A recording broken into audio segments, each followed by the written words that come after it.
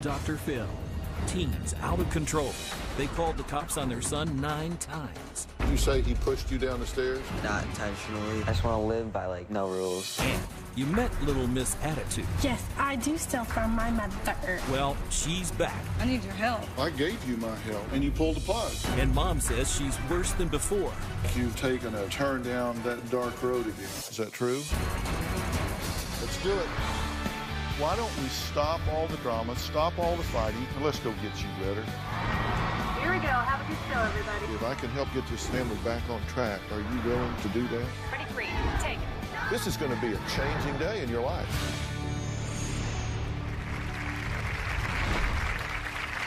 Earlier this season, I had a disrespectful, defiant, bratty 16-year-old tell me between eye rolls and shoulder shrugs that she wasn't paying attention to me. Her name was Sabby, or Little Miss Attitude. You'll definitely remember her. Take a look. Sabby. My name is Courtney. Sab. The trouble with Sabby began back when she was 13. Go away. I don't feel good. Can you say your name for me? No. You can't say that for me? No, because that's weird. You meet somebody, what do you say? They already know my name when I meet them. You're not going to answer any of my questions, are you? I don't know. What do you know, Sabby? What do you know? That I want to go to sleep. Sabby has hit her grandmother. I did not get into a fight with my grandmother. Sabby has threatened to kill her little sister. No, I did not threaten to kill my sister. Sabby was in juvenile detention because she took my credit card while I was asleep. Yes, I do steal from my mother. Yes, I did steal from my mother. Why are you behaving that way? Because I want to. Why did you want to be here? I'm not completely lost as what else to do. I didn't choose to be here. Okay? I had to come here. I'm not supposed to be here. And your point? I'm not paying attention. Okay. My prediction is if you take her home, it's going to be worse. So what do you want to do? I don't want anybody's help from people I don't know. Well, something's going on for you to act like this. Nothing's going on. I just want to go home. I don't want to be here. All these rich people are annoying the crap out of me. It's time to get moving towards the program, Turnabout Ranch. I can't go. You don't have to yell. No, I'm yelling because I'm pissed the hell off. I don't belong in some stupid place like that. Yeah, I see you're trying. Well, after the show, Sabby was escorted by a licensed transporter to Turnabout Ranch, where she plugged in for 16 weeks and started to really turn things around. I've been at the program for 4 months. Most of the time I've enjoyed it, but the other times have been really hard. My mom's screwing up very badly. She doesn't take accountability at all. My mom still lets my sister do whatever she wants. She smokes cigarettes and she's drinking and she's being really disrespectful. She could be doing so much better with her life instead of ruining it like I did. I don't think my mom is stable enough for me to come home. If I go home now, I'm just gonna relapse into that old behavior. I don't think my mom will ever be ready to have a stable environment. It's not just because home isn't ready. She needs to go on to another program or needs further treatment. I wrote Dr. Phil a letter. Dear Dr. Phil, I'd like to apologize for the way I acted on the show. And also I would like to thank you for sending me to Turnabout. But one part of me wants to go home, but I'm afraid of relapsing. Graduating from Turnabout would be a great accomplishment for me. My hope is to go back on the show and show them the progress that I've made. Well, those hopes have sadly been dashed because despite Sabby wanting to continue working on herself, her mother decided, nah, she didn't need another treatment program, and she just pulled her out and took her home. Now, Courtney says she made a huge mistake because Sabby's behavior is worse than ever. Hey, Dr. Phil, I was using my mother's intuition and went against the judgment of the clinical director and brought her home with me. And boy, did I make a very big mistake. By that first Friday that she was home, she was being unruly, disrespectful, defiant, cussing, hollering, screaming, still calling me a bitch, still stealing money from me. She's the exorcist. I don't know what to do. I feel helpless. She's smoking weed and doing drugs, having sex in my house. Sabby is known as a whore. She's quit school since she's got home. These things are rubbing off on my 14-year-old daughter. Now they're both out of control. I am reaching out again. I'm willing to do whatever I need to make it right. Please, please, please help me. I need your help again. Courtney, what's going on? It's the question of what isn't going on. I was thinking I did the right thing by not letting her stay at the Copper Canyon, and something wasn't feeling right. I got there, and I felt that Sabby would be bullied. My mother's intuition, I didn't feel good about leaving her. So what do you want from me? I need your help. I gave you my help. Yeah, I understand that. So why are you here now? What do you want from me now? With all due respect, and when she went to Turnabout Ranch, it helped, and I agreed on the Copper Canyon. I felt it was the right thing to do, and we went shopping. I got her necessities for Copper Canyon, and I was fine about bringing her there. And when we pulled up, I got out and I had a tour of the place, and just something did not feel right at all. So I brought her home, and the first 4 or 5 days she was home, it was okay. But after about a week, it went to hell.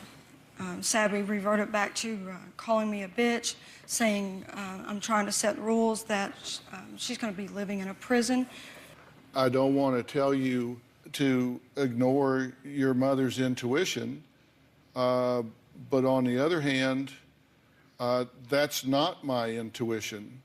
I saw this as we sent her to Turnabout Ranch, which for everybody at home, this is a working ranch. It's a therapeutic ranch, and there's so much that goes on in these kids learning respect and taking responsibility and working with animals and seeing their ability to master their environment and see themselves accomplish things. She responded to that in such a terrific way. The clinical director there and everybody involved felt that she had made progress and was ready to go to the next level, to go to a different environment where she had different levels of interaction and different responsibilities and had to interact more and become socially responsible and fit in and negotiate her place within a sociogram in a different way. And that's why she didn't start there. She started here and then got herself ready to do that, and you pulled the plug. I made a huge mistake, because now I'm paying the consequences. Sabby is here today and says she wants to talk to me. We'll find out why she chose to go down that same dark path once again, next. Turnabout Ranch, I learned that you have to treat people the way you want to be treated. I don't treat my mom like I want her to treat me because she's a bitch. If I had a chance to talk to Dr. Phil, I would tell him that my mom kind of needs more help than I do.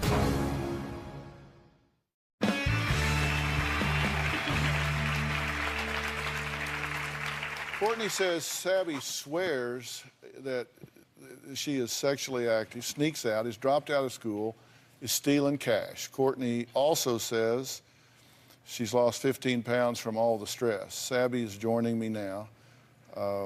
Let's take a look. Turnabout Ranch, I learned that you have to treat people the way you want to be treated. I don't treat my mom like I want her to treat me because she's a bitch. And she bitches constantly about everything and tries to play head games. My mom and I's relationship is not good at all. and she doesn't take accountability for everything she's done to me and my sister and everyone else. If I had a chance to talk to Dr. Phil, I would tell him that my mom kind of needs more help than I do.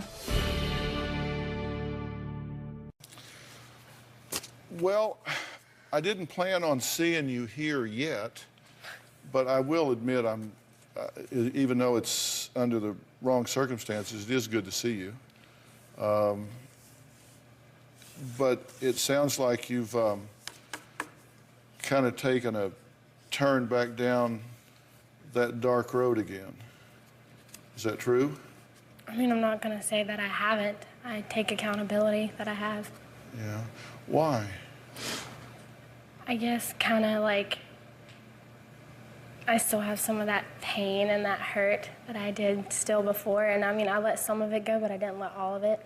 And I kind of let that overcome what I worked on. Does she not trust you enough to be honest with you? I don't think she trusts me at all. But then again, I don't trust her at all. But I mean emotionally. No. Because there are things she's not telling you about your dad. Yeah, she's not telling me mostly anything about my childhood at all. Is that part of what's bugging you? Yeah. Is that true? We have had plenty of Tell conversations. me the truth. You may spin things for her. I'm not spinning anything. I'm just asking you to tell me. I'm not asking you what all the story is. I'm just asking you, are you being judicious about what you share with her? Yeah. I'm not saying you should or shouldn't. I'm just asking, are you? Yes. Okay. And I'm not going to ask you to change that now. I'm just asking you, and you may be right. I'm not even disagreeing with that. But you're being judicious about what you're sharing with her. Yes. And you realize that as she's growing and maturing, that there is a point at which she needs to know this truth and is entitled to know this truth at some point. Absolutely. I'm not saying that's now. Right. I'm not saying it's today, but you understand that monsters live in the dark, and at some point, she's better off knowing everything than not knowing everything. I completely agree. And again, I'm not saying that's right now, or that this is the place for that to happen, but that she is entitled to know the truth at some point. I agree. Do you agree with that? Absolutely. And it creates a lot of pain and conflict in her not knowing, and you know some truth that it may be difficult for her to know everything too. Right. But she thinks you need at least as much help as she does. And at this point, I think you might kind of surrender to that. You know, it's hard when you try to, and I don't make excuses, okay? I try to be very honest and truthful with my daughter. We both have our issues, and we both have been through a lot. There's nothing else I could talk to Sabby about as far as her dad. She knows everything with her dad, and this just recently came out since she was at Turnabout Ranch. Mm-hmm. And I've worked on my own self while she was gone for 4.5 months. It's not a matter of sitting down and chatting, because it's not a chatting conversation with us. It's a yelling, walk away, slam the door, get out of my face, you're nothing but a bitch. Yeah. And there's only so much that a mom, me, can take of that. Next, we'll find out if Sabby is willing to return to Copper Canyon and work on getting her life back on track.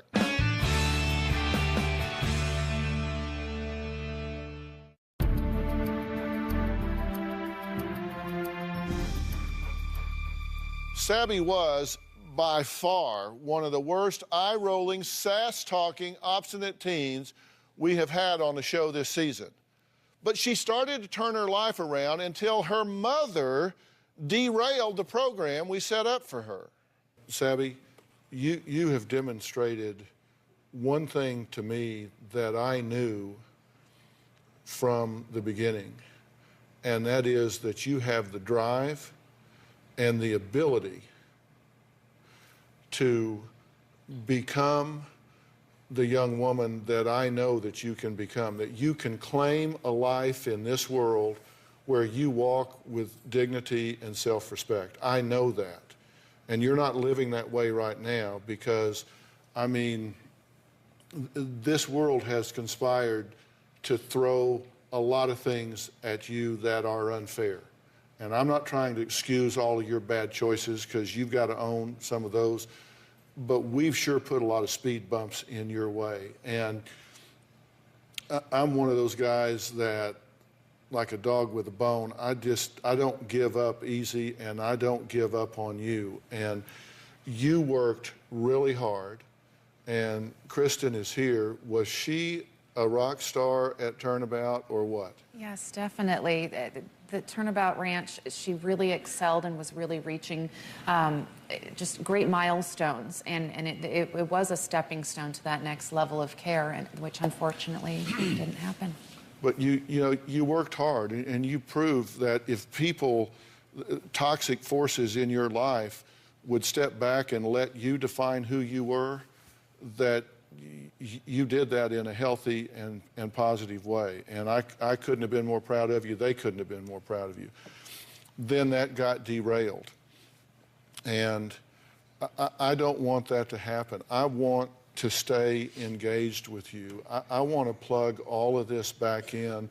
I want to put you back on track so you can be healthy and happy and get your education on track, get your life on track, and do the things that you need to do. I'm in your corner. I want you to do the things you need to do. I want you to go to Copper Canyon. I want you to go to college. I want you to do whatever it is that your life and heart leads you to do. And I am not giving up on you. And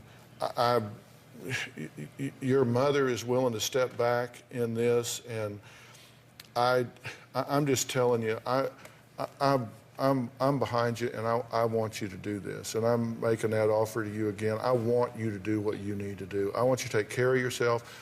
And I don't want you to do this for your mother. I don't want you to do it for me. I don't want you to do it for them. I want you to do this for you. I want you to put yourself first, be selfish for yourself, and give yourself the chance to become the young woman that you have demonstrated you can be. Do this for yourself. I mean, come on.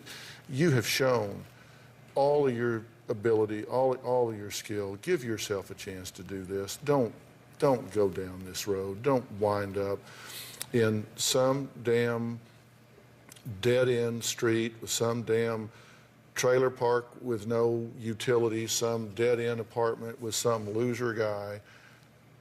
Don't do that. That is not who you are. You have to take care of yourself and nurture yourself. And so I want you to get back in this program and take care of yourself.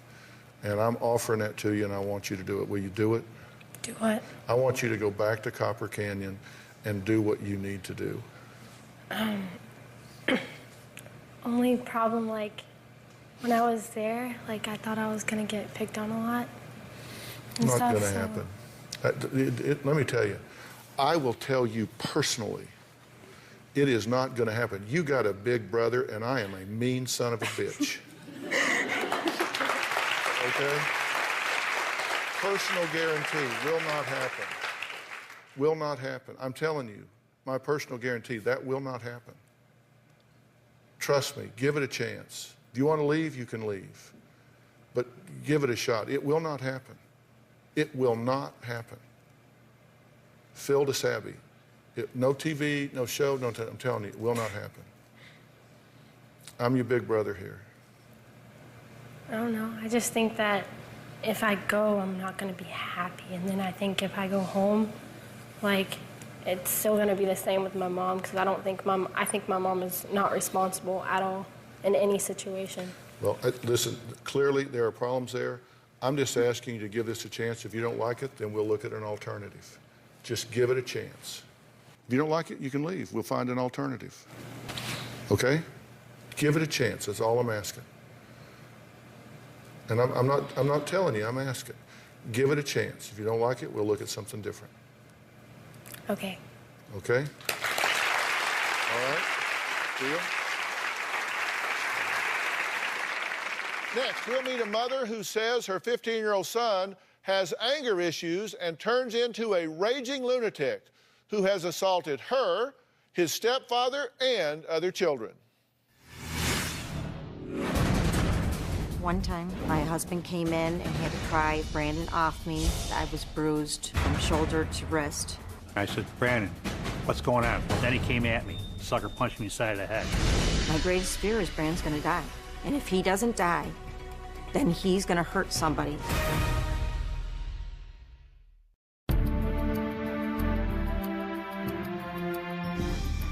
Our next guest, Lisa, says her 15-year-old son, Brandon, is a rageaholic who is wreaking havoc in their home.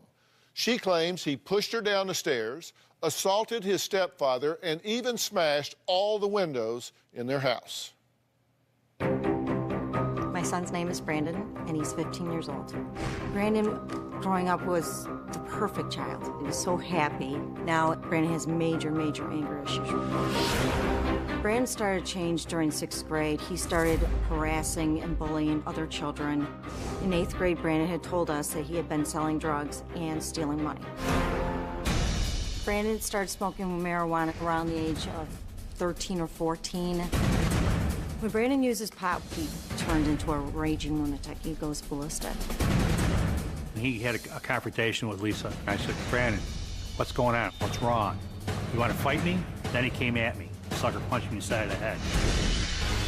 One time, my husband came in and had to pry Brandon off me, and at that point, he looked at my arms and realized that I was bruised from shoulder to wrist. Another time, I was driving in the truck. He became very violent, punching things. I asked him to get out. He took his lacrosse stick and proceeded to hit the truck. Brandon's relationship with his girlfriend, I feel, is a very unhealthy one. He's very obsessive, very controlling. He obsesses over his girlfriend like he does marijuana. Brandon's attitude right now is when he's 16 years old, he's going to quit school. He's going to live on the streets. I feel like a failure. I don't know what I did that was wrong. But as a parent, when you see your child struggling this much, you have to say, there must be something that I did. My greatest fear is Brandon's gonna die. And if he doesn't die, then he's gonna hurt somebody, and there will be no turning back. What do you think's going on with this young man? I think he's severely depressed. Right? Why? Well, back 3 years ago, it started with my husband had a heart attack. Within only a few months after that, he had lost his great-grandmother. Within 2 months after that, his girlfriend's father died suddenly. And at that point, Brendan basically had a breakdown. You say that things have escalated to the point that you've had to restrain him, or at least attempt to. Attempt to. Right? But of course, if he's in a fit of rage, he's like trying to grab a spider monkey, right? Well, he's a strong kid. Yeah. And you say he pushed you down the stairs? Mm-hmm. I was by the stairs, and he was just trying to get away, so he just knocked me. You know, not necessarily that he intentionally meant to hurt me, but he knocked me, and I just rolled. I just went completely like you see in the movies. Yeah. And so you rolled down the stairs? Correct. And then you hit the landing and hit your head on the tile? Correct. Were you pretty addled? Yeah. At that point? And then he just blows by. He just blew by, never even stopped to see if I was okay. I see that you've called the police on him 1, 2, 3, 4, 5, 6, 7, 8, 9, 10, 7, 8, 9 different occasions. Correct. I believe you've called the police on him, and or they've brought him home. Correct. Whatever, because he gets out of control. Correct. Okay? He has knocked holes in the wall. He just becomes violent against anything or anybody, right? Yes. And you say he had a nervous breakdown? To me, that's what it appeared to be after Matt died. Yeah. And I don't know what a nervous breakdown is. I mean, people say that all the time. I don't know what that is. In this case, what did you see? Did he just cry uncontrollably, couldn't talk? He kept crying. His grades started going down.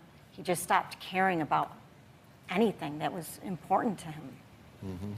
His lacrosse, his football, the only thing that he really cared about was the girlfriend. If I had some insight into why he's doing what he's doing, would you be interested in it? Most definitely. Would you like to know why he's doing what he's doing? Because I do feel like I know. I feel like I know exactly why he's doing what he's doing. Okay. And as I've said before, 50% of the solution lies in defining the problem. If you can define the problem, you're halfway home. And I do think I get what's going on. Now, we've got to take a break, so I'm going to tell you that in a minute. But up next, how can a 15-year-old boy think it's all right to physically assault his own mother? Well, I'm going to ask him that because he's going to join us right after the break.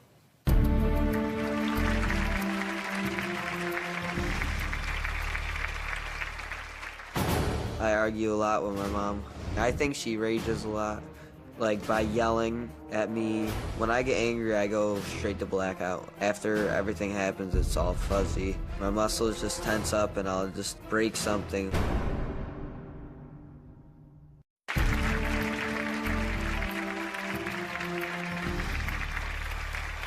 Well, Lisa and Tom are here today seeking help for Lisa's out-of-control and violent 15-year-old son. Now, take a look at what Brandon has to say about it all. I feel like I don't have any control over my life. My family tries to help me, but I don't want their help. I wish people would just leave me alone. I love my mom, but she nags me constantly about smoking weed. She talks crap about my friends, just basically everything. She doesn't care about my feelings. She only cares about herself. I think she rages a lot, like by yelling at me. I argue a lot with my mom. According to my mom, I stress her out too much, and that's why she yells. I feel that I'm blamed for everything. When my mom and I argue, I get really angry and tend to leave the house or break something. I don't really like my stepdad. One day I went home from school and my stepdad found my electronic cigarette. He slapped me in the face. I turned around to go run down the stairs and my mom was standing there and I bumped her over, not intentionally, and she fell down the stairs. When I get angry, I go straight to blackout. After everything happens, it's all fuzzy. My muscles just tense up and I'll just break something or I'll just be like, screw this, I'm leaving. And then she'll end up calling the cops. The last time I got angry, my mom smashed my glass hot pipe and I got more angry than I ever have been. I went outside, broke windows, and then my mom called 911 on me. I was charged with a felony that night, and that is still pending. I think I'll be able to control my anger better without my mom and stepdad in my life. I don't want to live by anybody's rules. I just want to live lawlessly. Do you yell and scream at him? Yes, I do. It doesn't help if you're yelling at him and his perception is that everything he does is wrong.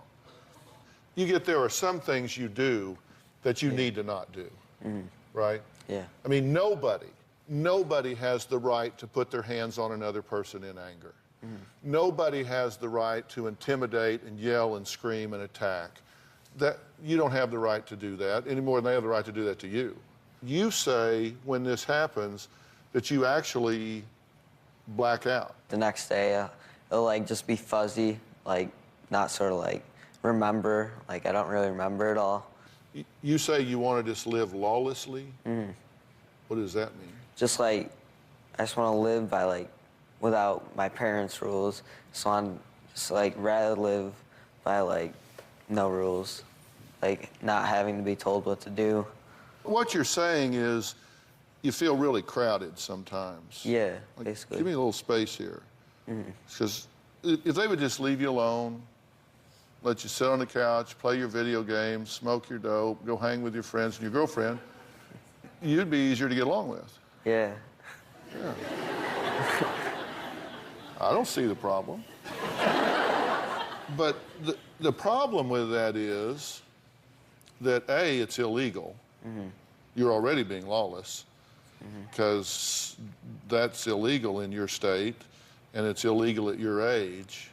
And if he and she were to condone that, then they would be guilty of contributing to the delinquency of a minor, and they could be held accountable for your malfeasance, your bad deeds. I think everything is a negotiation. Seriously, I've got 2 boys, and I've negotiated with them my entire life, as recently as before I walked over here to do the show, on something. And that's okay. Life's a negotiation. You'll find when you get a job or when you're with your girlfriend, you negotiate with her. Right? Yeah. You negotiate with teachers. You're always saying, well, you know, it's a little give and take, a little give and take.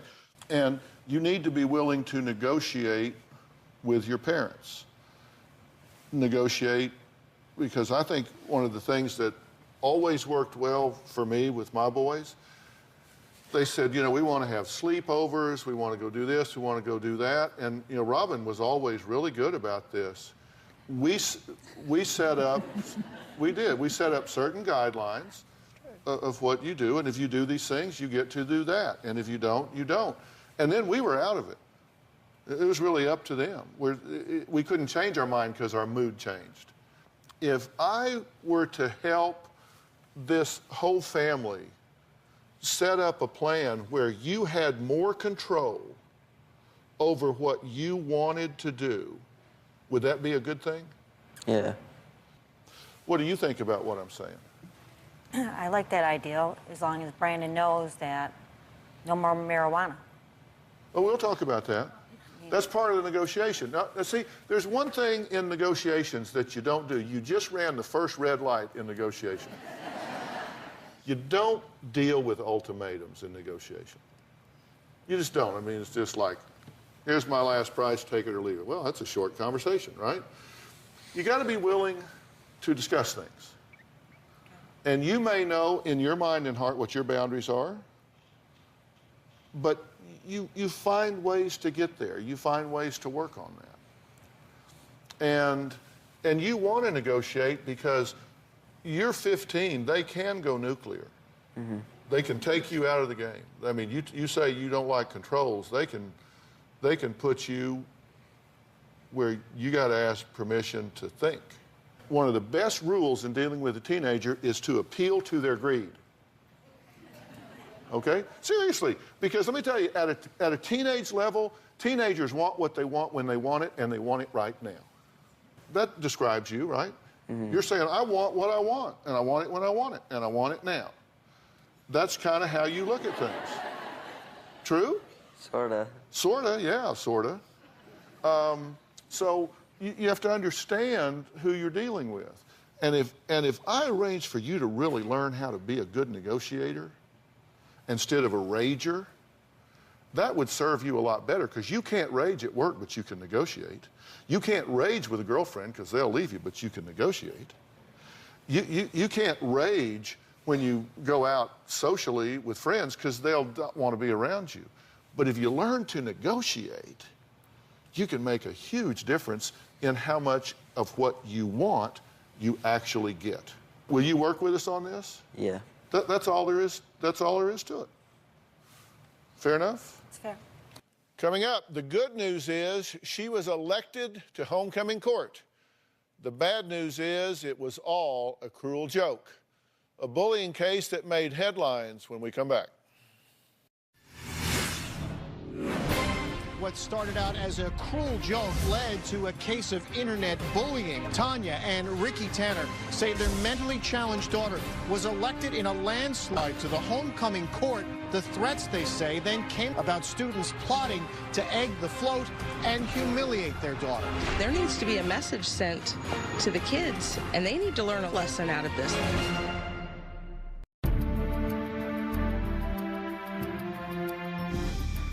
Each and every day, 160,000 students miss school for fear of being bullied. My next guests say their 16-year-old daughter was nominated to the homecoming court as part of a cruel joke by a group of bullies. What started out as a cruel joke led to a case of internet bullying. Tanya and Ricky Tanner say their mentally challenged daughter was elected in a landslide to the homecoming court. The threats, they say, then came about students plotting to egg the float and humiliate their daughter. If a whole group of people is capable of this type of plot, that tells me that this whole environment is tainted, and there needs to be a message sent to the kids, and they need to learn a lesson out of this. Well, Tanya and Ricky are joining me. Guys, thanks so much for being here. Even though you know this arose as a prank, your daughter is very excited about it, right? Right. She was happy after the nomination. She was happy throughout the whole process, and we had initially decided to take her out of everything. We didn't want to expose her to what could have happened or humiliation, but our daughter came to us, and after we had explained everything that happened to her, she said that she forgives the kids, that she believes they're sorry for what they've done, and that she wants everybody else to forgive them. Mm-hmm. So at that point, you know, we decided to put it in her hands. Maybe she was more mature than everybody else involved. And we let her participate in homecoming, and we let her ride in the parade, and she went to the football game, and she went to the dance, and she had a wonderful time.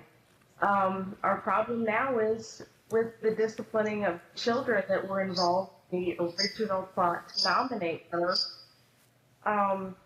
We think that it's a bigger issue than just punishing those kids.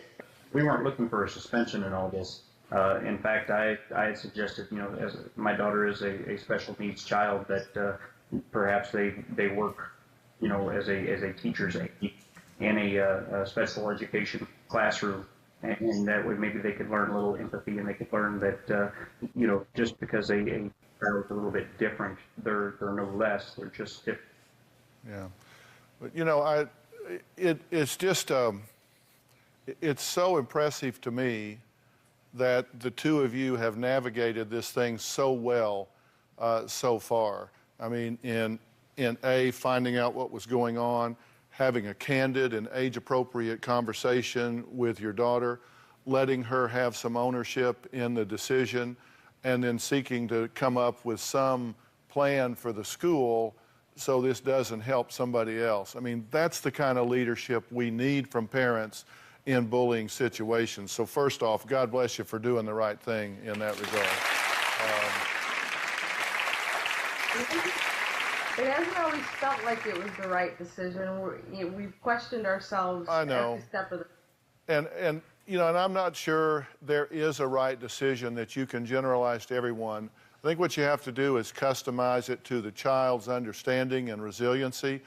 But I think you're headed in the right direction. You use the word mentoring these bullies, and I've talked about it in another story in saying we don't just want to punish these bullies, which just teaches them more anger, more hostility, more bitterness, but instead mentor them and put them in situations, Ricky, like you're talking about, maybe working as a teacher's aide or having workshops where they have to role play and do role reversals. There are all kinds of protocols to really help kids grow their empathy and grow their sensitivity. And I think this is a great catalyst for that kind of change. All right, next, I'll tell you what to do if your child is being bullied. If your child is a victim of bullying, there are some things that you as a parent can do to help. First off, you really need to empower your children. Talk to them about who they are as a person. Talk to them about their worth, their skills, their abilities, the things that make them uniquely special. Talk to them about being assertive. Let them know that they have the right to stand up for themselves and to stand in their own power. Call the bully's parents. Be sure that they know what's happening. Don't feel that you're just going to make the situation worse. Don't call them with your hair on fire, making accusations. Partner with them so the two of you as parents can resolve the situation. Be involved. This is not a time to say, hey, children will be children. Partner with your child, again, calmly and working through your child, but don't let them feel lonely at this time in their life. Speak with your child's teachers to make sure there's an attitude that bullying will not be tolerated. And remember, they don't always know what's going on. These are dedicated professionals. Look, they're not doing this for the money. They're doing it because they care. They're there to help your children. Partner with them. Co-opt them as someone that can really help you. They care about your children or they wouldn't be there. Don't make accusations, make friends. Look, I want to thank all of my guests today. I want to give a special thanks to Kristen Hayes and the Aspen Educational Group for providing the Copper Canyon Academy. Now, Copper Canyon is an all-girls licensed residential treatment center, and it's located in Rimrock, Arizona. The program's mission is to provide an experience that really redirects and enhances the emotional, physical, mental, and social skills of young women by helping them really rebuild self-confidence and self-reliance. And I think, personally, that they do a really good job. So, Kristen, thank you, and thanks to all the good work that you do at Copper Canyon. See you next time. So long.